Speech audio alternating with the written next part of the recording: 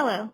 This video is going to be about how you can create groups in your Signal application. Just like you create groups in your WhatsApp, you can also create these groups in Signal. Signal is basically a new application for socializing. You can invite your friends on this application too and have your fun time. So, open your Signal application.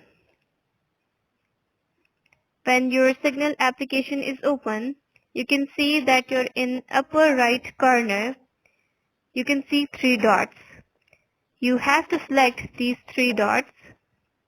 When you click on that, you will see 4 options here, which is about new group, mark all read, invite friends, and settings.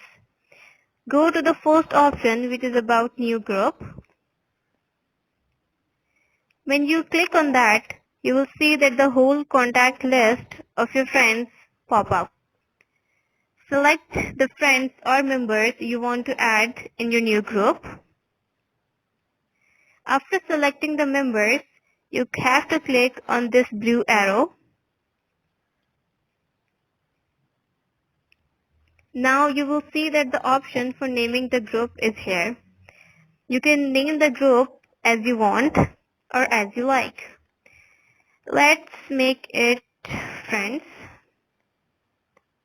and create.